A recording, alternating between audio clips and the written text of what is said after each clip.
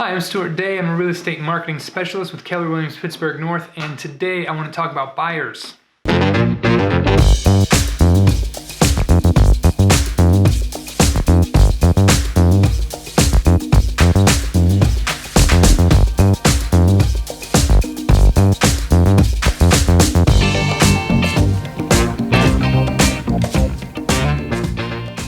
In the age of Zillow, a big question on a lot of people's minds is, what does a real estate agent actually do for buyers? The question can be broken down into two sections. First, we're essentially your project manager. The fantasy is that real estate transactions go very simply, there's not a lot to it, and everyone gets along, and a transaction closes in an hour and everyone walks away happy. The reality is that real estate transactions can get complicated. You have a lot of different personalities kind of clashing. Sellers aren't always very amicable. They aren't always eager to negotiate on terms and price point. There's just a whole lot of things that can occur on the personality side of things, and then also the contractual side of things, where you have issues in the title, in the deeds, zoning, municipalities. Maybe the garage is half on the neighbor's property. I mean, there's all kinds of complicating factors that can pop up. And so when you are dealing with those things, it's really helpful to have somebody who knows real estate in and out, who's working in it every day, and who's seen all of those things, or has an office full of people supporting them that have seen those things that they can draw on. And what you need to ask yourself is, what is the best use of your time? You have a career, I'm assuming, because you're looking to buy a piece of property. Maybe you have a family, maybe you have hobbies, you have obligations outside of work. You probably don't want to spend every weekend running around to random open houses, talking to sellers agents.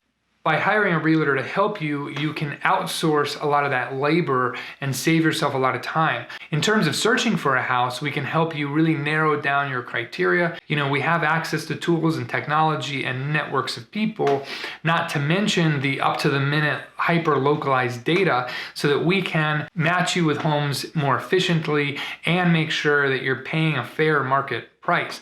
A lot of times the data you're getting from those larger websites are kind of broad-based algorithms that aren't always super accurate. So we're able to really refine your search based on your criteria and who you are, and save you a lot of time on that end of it. And then when it comes time to scheduling appointments to see homes, to putting in an offer, doing the negotiating, and then closing, we're there to make your job more efficient, to take a lot of that labor off of your shoulders, and to just kind of streamline that whole process.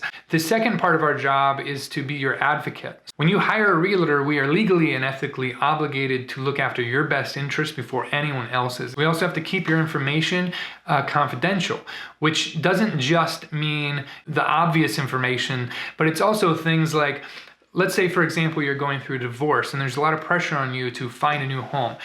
That would be information that would compromise your side, your best interest in a negotiation, because that is a leveraging point for the seller's side. So we have to be really careful about keeping your information confidential, keeping those things close to the chest. And then also just treating you fairly, honestly, and with a certain level of competence. The other really important aspect of a buyer's agent is that typically you don't really pay us. There's some exceptions to this, of course, but generally what happens is the homeowner is going to pay the seller's agent a commission, and then that seller's agent is going to split that commission between themselves and the buyer's agent. And that's sort of a payment for bringing an able and willing buyer to the table, and for handling that side of the transaction, all the contracts, the escrow, and the down payment, the hand money, and all that.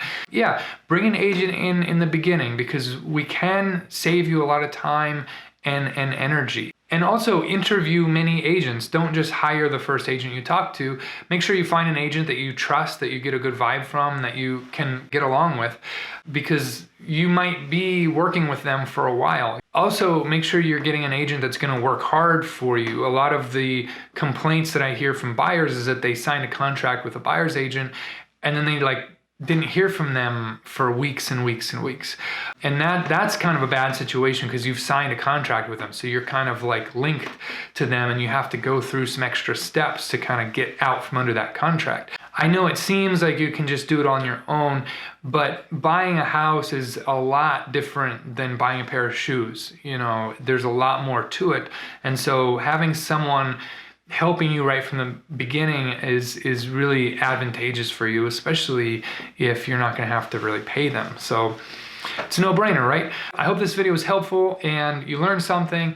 If you like this video, please subscribe and leave your comments, questions in the comment section. If you're in the market to buy in the Pittsburgh area, please reach out to me. I'd be happy to get together for a 15-20 minute consultation, see if we're a good working fit and if I can help you. And if you're not in the Pittsburgh area and you're looking for an agent, please reach out to me. I'd be happy to refer you to a good agent in your area.